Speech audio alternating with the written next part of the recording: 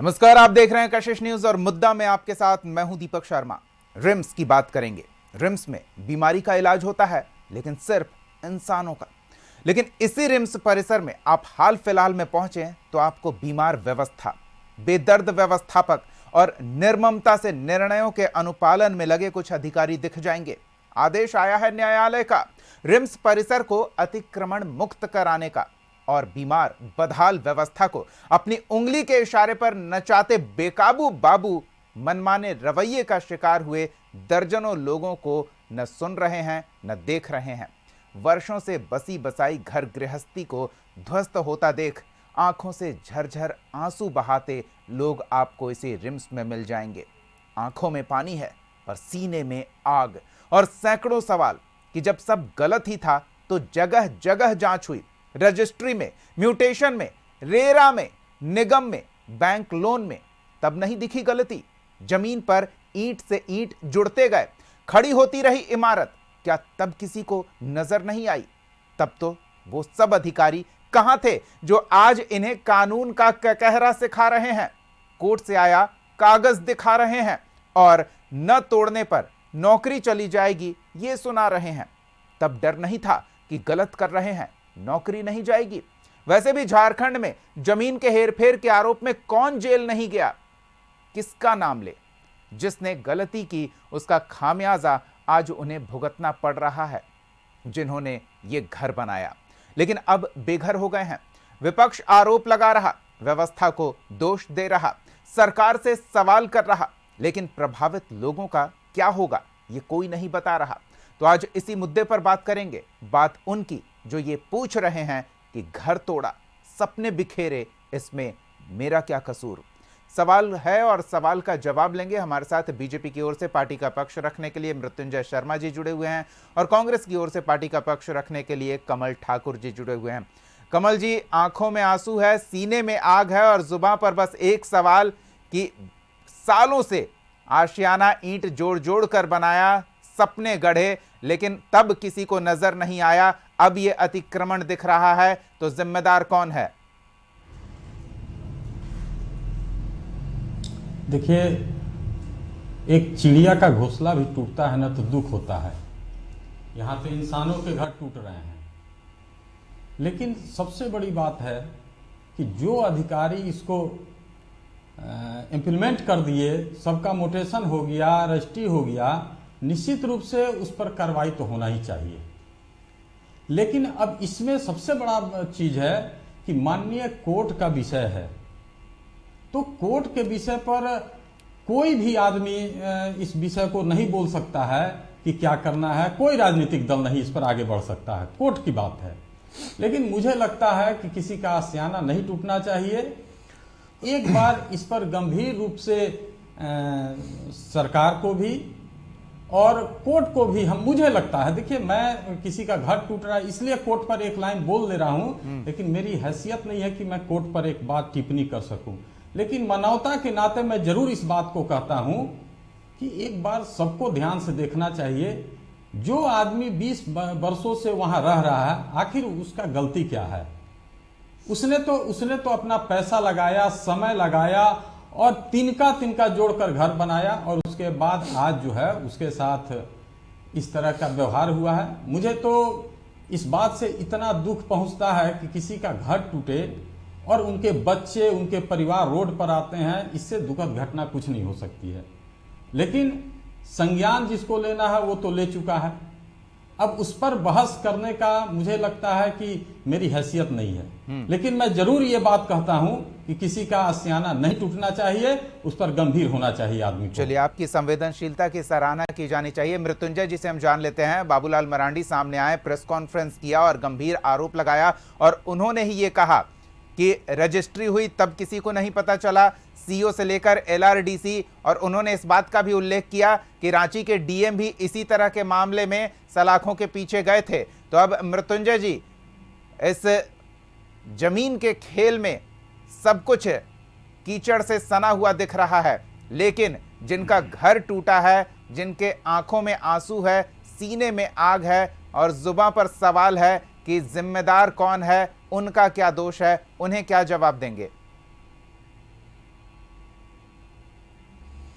दीपक जी, अगर मैं एक शब्द या एक लाइन में कहूं तो इसका सिर्फ और सिर्फ जिम्मेदार सरकार है। आप देख लीजिए, पूरे प्रोसेस को देखिए। आप इसी राज्य में देखते हैं कि एक सिंपल रजिस्ट्री कराने के लिए, जमीन का म्यूटेशन कराने के लिए आज हमारे राज्य में करीब 1 लाख म्यूटेशन के केसेस पेंडिंग है। आप में से कोई भी आज अगर कोई जमीन खरीद के बिना पैसे दिए म्यूटेशन करा के दिखा दे तो मैं मान जाऊं। पैसे दे के भी म्यूटेशन करा के अगर झारखंड में कोई करा दे तो मैं मान जाऊं। और उस राज्य में ये लोग एक ऐसी जमीन की रजिस्ट्री करवा पाते हैं जो रिम्स की अधिग्रहित जमीन है। किसी को उसकी चिंता नहीं कि उसको एक बार चेक करे, रजिस्ट्री ऑफिस की रजिस्ट्री कर देता है उसी जमीन की। फिर ये लोग म्यूटेशन करवा देते हैं। इनफैक्ट उसी बड़गाई अंचल में, जिसमें पिछली बार सेना की जमीन पर एक केस हुआ और जिसमें यहां के डीसी जेल गए, 1.5-2 साल जेल में आके रहे, उस अंचल के अंचलाधिकारी ने उस म्यूटेशन को रिजेक्ट कर दिया और वो म्यूटेशन फिर जाता है एलआरडीसी के पास और एलआरडीसी उस म्यूटेशन को एक्सेप्ट कर लेते हैं, उसको पारित कर देते हैं। आप सोच लीजिए, इसके बाद भी आप सोचिए उस पर कंस्ट्रक्शन होता है। कंस्ट्रक्शन के लिए नक्शा कौन पास करता है? कंस्ट्रक्शन के लिए नक्शा नगर निगम पास करती है, जो एक ऐसी बॉडी है, स्टैट्यूटरी बॉडी है, जो इस पूरे प्रोसेस को देखने वाली है, जो एक प्रकार से निष्पक्ष जिसको होना चाहिए, रेरा, वो भी इसमें कोई शब्द नहीं बोलती है। और जब इस पूरे केस में केस होता है, हाईकोर्ट में यह मामला जाती है और हाईकोर्ट कहता है कि अवैध है, तब अब सरकार बोलती है अब इसको तोड़ना पड़ेगा। अब तक सरकार क्या कर रही थी? जो पूरा प्रोसेस है, जमीन की खरीद से लेके, रजिस्ट्री से लेके, म्यूटेशन से लेके, नगर निगम से नक्शा पास करने से लेके, रेरा के डिसीजन से लेके, इस पूरे प्रोसेस में क्या कर रही थी सरकार? बिल्कुल, बहुत महत्वपूर्ण सवाल मृत्युंजय जी आप उठा रहे हैं कि क्या कर रही थी सरकार। लेकिन थोड़ा हम ये भी समझ लें कि कौन सरकार है, किसकी सरकार है, क्योंकि कमल जी बता रहे हैं करीब 20 साल पहले की बात है। मुझे बस अखबारों में जो खबरें मिली है, लोगों ने जो जानकारी दी है, उसी आधार पर मैं भी अपनी जानकारी आपके साथ साझा कर रहा हूं कि 20-25 साल से वो रह रहे थे। और इस समय बाबूलाल मरांडी की सरकार थी 2002 से 2003 तक, अर्जुन मुंडा की सरकार थी 2003 से 2005 तक, और फिर 2005 से 6 और 6 से 10 और 18 तक।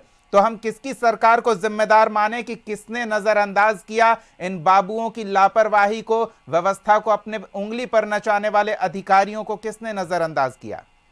मृत्युंजय जी। जी दीपक जी, मैं थोड़ा सा आपको करेक्ट कर दूं। आप पहला इसका म्यूटेशन देखेंगे और रसीद कटने का देखेंगे तो 2020 में हुआ है जी। तो 2020 में आपने इसको वैधता प्रदान करी कि सरकार इससे आपने टैक्स ले रही है, तो आप वैध रूप से यहां पे रह रहे हैं। तो उसमें बहुत क्लियर है 2020 में किसकी सरकार थी जी। और दूसरा मैं आता हूं एक बहुत इंटरेस्टिंग डिसीजन पे। इसी 2021 में इनफैक्ट आपको याद होगा हरमू नदी पे अतिक्रमण हुआ था और उसमें एक बिल्डिंग है, 2 बिल्डिंग्स है, इसमें एक मेफेयर होटल है और वो किसका है? एक पूर्व मंत्री यहां आलमगीर आलम उनका है। हाईकोर्ट ने डिसीजन दिया 2021 में कि वो दोनों बिल्डिंग अवैध है, उनको गिराया जाए। 2024 में 3 साल बाद हाईकोर्ट फिर से जब उसको अप्रोच किया जाता है और उसको नहीं गिराया गया तो हाईकोर्ट उस पर आपत्ति जताती है कि 3 साल बाद हमारे डिसीजन के भी इसको नहीं गिराया गया। दूसरी तरफ कई बार ऐसे कई डिसीजन है। आप बांग्लादेशी घुसपैठियों की जब बात होती है, हाईकोर्ट एक डिसीजन देता है कमेटी बनाने की, तो आप सुप्रीम कोर्ट चले जाते हैं। और ऐसे कितने डिसीजन है जब यहां पे हाईकोर्ट ने एक ऐसा डिसीजन दिया जिसपे आम आदमी त्रस्त हो रहा है और किसकी गलती के कारण? सरकार की गलती के कारण। तो आप सुप्रीम कोर्ट क्यों नहीं जा रहे हैं? इतनी तत्परता क्यों दिखा रहे हैं? और अगर इतनी तत्परता दिखा रहे हैं और अब कह रहे हैं संवेदनशील है तो गिरा दीजिए, लेकिन उसके लिए कंपनसेट कीजिए उन लोगों को जिनकी कोई गलती नहीं है। तो एक तरफ तो आपको कम से कम दिखाना होगा ना कि हम सही कर रहे हैं। गलती भी पूरी आपकी वाली बात पे तो हम आगे बात करेंगे, लेकिन आपने जो विषय उठाया है, आपने जो समय, जो टाइमलाइन बताया है, उस पर कमल जी की एक प्रतिक्रिया ले लेते हैं। कमल जी। देखिए, बाबूलाल जी टीवी में आकर अपनी बातों को रख दिए, प्रेस कॉन्फ्रेंस करके रख दिए। मृत्युंजय जी भी आज आपके चैनल में आके अपनी बातों को रख दे, हम भी अपनी बात को लेकिन अभी तक ये समझ में नहीं आया कि कोई स्पॉट पर बड़ा नेता गया क्या।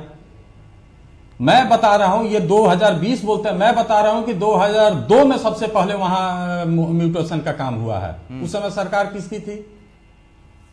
आप एक सरकार पर एलिगेशन लगा सकते हैं, विपक्ष का बात है, आपका काम है, लेकिन मुझे जो जानकारी है कि जब आप 15 साल सरकार में रहे हैं, उस समय आप क्या कर रहे थे? आज की सरकार पर तो उंगली आप उठा दिए, लेकिन 15 साल जो सरकार चलाए हैं बाबूलाल जी, अर्जुन मुंडा, तो क्या रघुवर दास भी रहे इस टर्म में, तो क्या उस समय की सरकारें एकदम पाक साफ थी? देखिए, हमाम में सब नंगे हैं, मैं तो इस बात से मानता हूं, किसी का भी पार्टी की सरकार हो, कोई सरकार हो, मैं बचाव करने के लिए नहीं बैठा हूं। मैं जनता के विषय पर बात कर रहा हूं कि जिसका तिनका तिनका जोड़ने के बाद घर बना है, उसकी गलती क्या है। तो क्या बाबूलाल जी जो सवाल उठा रहे हैं बैठ के टीवी में, क्या इस पर उनको संज्ञान नहीं लेना चाहिए था? उनको आगे बढ़ के बात नहीं करना चाहिए? इसलिए वो आगे नहीं बढ़ रहे हैं कि सबसे पहली गलती जो हुई है 2002 में हो गई, और उस समय सरकार किसकी थी? तो बाबूलाल जी अनर्गल बात करते हैं, ये बात तो जग जाहिर है, लेकिन ये संवेदनशील चीज है, इसमें जनता का सारा पैसा लगा हुआ। आज जो लोग रोड पर आ गए, उनके बच्चे कैसे पढ़ेंगे, उनके बच्चे कहां रहेंगे, इस विषय पर तो कोई बात नहीं कर रहा है जी। आप मेरे सरकार पर एलिगेशन लगा दीजिए, हम आपके सरकार पर लगा देंगे, लेकिन उन लोगों का क्या गलती है?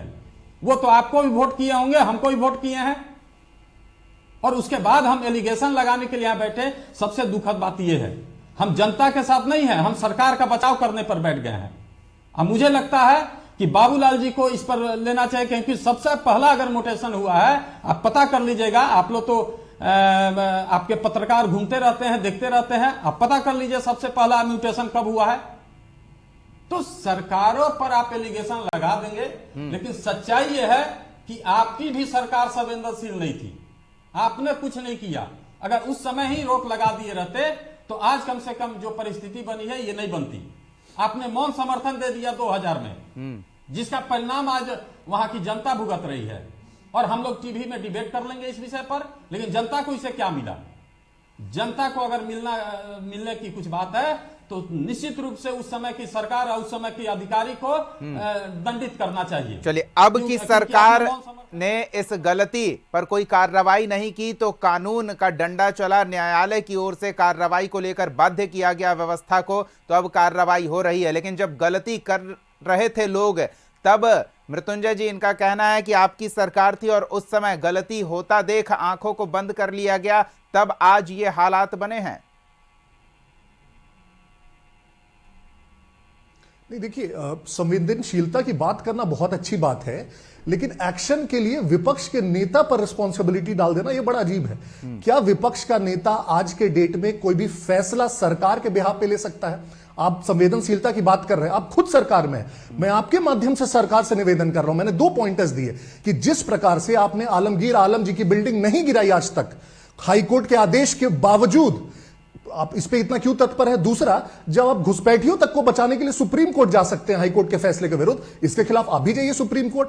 तीसरा, आप सरकार में हैं, आप किससे अपील कर रहे हैं? मैं तो आपसे अपील कर रहा हूं, आप कॉम्पनसेट कीजिए इन लोगों को ना, कि अगर वर्स्ट के सिनारियो में आपको बिल्डिंग गिरानी ही पड़ रही है, तो जिस प्रकार से लोगों को रिहैबिलिटेट करते हैं, स्लम एरियाज के लोगों को भी रिहैबिलिटेट करते हैं, उनको भी कोई ऑल्टरनेट जमीन दीजिए, रिहैबिलिटेशन कीजिए। मैं तो आपसे निवेदन कर रहा हूं। तो अगर आप कह रहे हैं कि हम संवेदनशील हैं, आपकी सरकारें संवेदनशील नहीं थी, तो आपके पास तो सबसे अच्छा मौका है संवेदनशीलता को दिखाने का। अगले 2 दिनों में ऐलान कर दीजिए कि या तो सुप्रीम कोर्ट जा रहे हैं, या उनको रिहैबिलिटेट कर रहे हैं, या फिर सबको एक मानदंड पर हम ट्रीट करेंगे, जैसे हम अपने मंत्रियों को ट्रीट करते हैं, उनकी बिल्डिंगें नहीं गिराते हैं, वैसे ही हम इनको भी ट्रीट करेंगे। 2 महत्वपूर्ण बात मृत्युंजय जी आपने उठा दी है कि एक तो आम के साथ आम व्यवस्था और खास के साथ खास व्यवस्था, ये नहीं होनी चाहिए। आम और खास सभी एक नजर से देखे जाने चाहिए, और यह सुनिश्चित सरकार को करना है, क्योंकि कानून का आदेश का अनुपालन सरकार और सरकारी व्यवस्था के तहत होगा। कमल जी, ये गंभीर आरोप है कि आम और खास अलग अलग नजर से देखती है सरकार। नहीं, ऐसी कोई बात नहीं है। नहीं, क्या तो 2002 मृत्युंजय जी आपके सामने ही तो आरोप लगा रहे हैं ना, तो उसका जवाब दे दीजिए बस। नहीं, मैं कह रहा हूं कि आम थे कि खास थे। बाबूलाल जी जो आज टीवी में बैठ के घड़ियाली आंसू रो रहे हैं, 2002 में मुख्यमंत्री थे, क्या कर रहे थे? सवाल तो यहां है। और आप समझिए, मैं फिर एक बात बोलता हूं कि इनका सारा व्यवस्था घुसपैठियों पर जाता है। हम लोग आए हैं कि जिसका आशियाना छीना है उस पर क्या बात करना है, कैसे उसको। ठीक बात है, आपका एक बात मुझे भी पसंद है कि उसको बसाने का उपाय होना चाहिए, निश्चित होना चाहिए। नहीं, क्यों होना चाहिए? लेकिन सरकारी खर्चे पर, सरकार के खजाने पर कोई गलत कर रहा है तो उसे हम कंपनसेट क्यों करेंगे? कमल जी, नहीं नहीं, कंपनसेशन तो दूर की बात है, वो भी सरकारी खजाने से कंपनसेट क्यों ही किया जाए, उन लोगों से क्यों नहीं वसूला जाए जिन्होंने इस पूरी गलती की श्रृंखला खड़ी की है, जो इस चेन में हर स्तर पर मौजूद अधिकारी थे जिन्होंने कागजों पर गलत तरीके से हस्ताक्षर किया, उनसे वसूल कीजिए ना। आप सरकारी खजाने को खर्च क्यों करेंगे गलती करने वालों पर? सही बात है। आपकी बातों का मैं समर्थन करता हूं, आपकी बातों का समर्थन करता हूं। पता कर लेना है कि 2002 में कौन लोग थे, बिल्कुल, कौन मुख्यमंत्री थे, 2005 में कौन मुख्यमंत्री थे, पता करके सब पर कार्रवाई होनी चाहिए। और अगर इस सरकार में जितने मोटेशन और जितने हुए थे कार्रवाई होनी चाहिए। लेकिन आप केवल विरोध के लिए बैठे हैं, घुसपैठ का मुद्दा उठाने के लिए बैठे, उस पर एक बहस हम लोग कर लेंगे। घुसपैठी पर तो हमेशा इस बहस को हम चाहते हैं कि घुसपैठी आते कहां से, इसको पता कर लेना चाहिए पहले मुझे। क्या इस देश का गृह मंत्री इतने नकारा है कि वो घुसपैठी को रोक नहीं पाते हैं? चलिए हम ये उम्मीद करें कि जिस कंपनसेशन की बात हो रही है उस कंपनसेशन को जिम्मेदार और जवाबदेह लोगों से वसूला जाएगा जिनकी गलती का खामियाजा ये आम लोग भुगत रहे हैं। और कोर्ट में अगर मामला जाता है तो कोर्ट भी इस मामले को लेकर इसी तरह से सरकार का पक्ष सुन के संवेदनशीलता दिखाए। मृत्युंजय जी, कोर्ट के विषय पर मैं कोई टिप्पणी नहीं कर सकता। मैं ये बस कहना चाह रहा हूं ना कि अगर आप सरकार के तरह कोर्ट में जाएं तो सरकार ये बात रखे कि हां हम उनसे कंपनसेशन वसूल करेंगे। बिल्कुल करना चाहिए। और मैं कह रहा हूं, देखिए जो एक्शन का ओनस आता है वो किस पे आता है? वो वर्तमान की सरकार पे आता है ना, कोई और ले सकता है क्या? आप अतीत की सारी गलतियां निकाल सकते हैं लेकिन आज की डेट में सरकार किसकी है? और दूसरा, ये जो जमीन की गड़बड़ी है एकमात्र गलती नहीं है, मैं बार बार घूम के इस पे इसीलिए आ रहा हूं। इसी बड़गाई अंचल में यहां के डीसी ने सेना की जमीन के साथ गड़बड़ी की या नहीं? इसी राज्य में आपके मुख्यमंत्री ने खान की जमीन खुद को अलॉट करवाई या नहीं? इसी राज्य में आपके मुख्यमंत्री ने अपनी पत्नी को इंडस्ट्रियल जमीन अलॉट करवाई कि नहीं? तो पूरा सीरीज है जमीन की गड़बड़ी झारखंड में, उसमें संलिप्त है ये जो परिवार है, जो यहां का आज सबसे बड़ा परिवार है, सोरेन परिवार। या क्या 106 जमीनें इसने अपने नाम करवाई या नहीं? इसने रजिस्ट्री करवाई या नहीं? इतनी जमीनें को एक परिवार कैसे अपने समय अभाव है मृत्युंजय जी, लेकिन चूंकि आपने व्यक्ति विशेष का नाम लेकर आरोप लगाया तो कमलेश जी को एक मौका जरूर देंगे उसका जवाब देने के लिए। कमलेश जी जल्दी से, समय अभाव है। देखिए मुझे लगता है कि पिछली सरकारों में अगर म्यूटेशन हुआ है तो सरकार को भी दोषी मान के उसे कंपनसेशन लेना चाहिए और अधिकारियों से भी लेना चाहिए, मेरा मानना है। आप आज के सरकार पर सारा चीज मढ़ देंगे, कोर्ट का मामला है, कोर्ट ने संज्ञान लिया है, उस पर कार्रवाई हो रही है, इसमें सरकार कहां है? लेकिन 2002 में जो म्यूटेशन हुआ उस पर जरूर संज्ञान लेना चाहिए, उस पर भी बात होनी चाहिए। बिल्कुल, कागजों में सब कुछ तारीख के साथ दर्ज है और वो कहीं किसी भी तरह से मिटाया नहीं जा सकता, छिपाया नहीं जा सकता। सरकारी व्यवस्था की ये खूबी है कि सब कुछ फाइलों में आपको मिल जाएगा। तो अगर कंपनसेशन की बात हो रही है तो फाइलों को खंगाला जाए, तारीख दर तारीख किसने हस्ताक्षर किया है उससे वसूला जाए। और अगर इतनी ही संवेदनशीलता है सरकार की और विपक्ष की तो एकजुट होकर इस मसले पर पीड़ित और प्रभावित परिवार को उचित मुआवजा मिल सके, उनकी उचित व्यवस्था हो सके, इसके लिए जिम्मेदार लोगों को चिन्हित करके उनसे वसूला जाए और उन तक पहुंचाया जाए। और साथ ही साथ ये भी सुनिश्चित किया जाए कि सरकार अपनी आंखें खुली रखेगी कि उसके नीचे काम करने वाले मातहत अपनी मनमानी पर न उतर आएं। फिलहाल बहुत बहुत धन्यवाद मृत्युंजय शर्मा जी अपना समय देने के लिए, अपनी बातें रखने के लिए। कमल ठाकुर जी आपका भी बहुत बहुत धन्यवाद। आज के मुद्दे में फिलहाल इतना ही, अगली बार एक और मुद्दे के साथ हम फिर मौजूद रहेंगे। तब तक के लिए देखते रहिए कशिश न्यूज।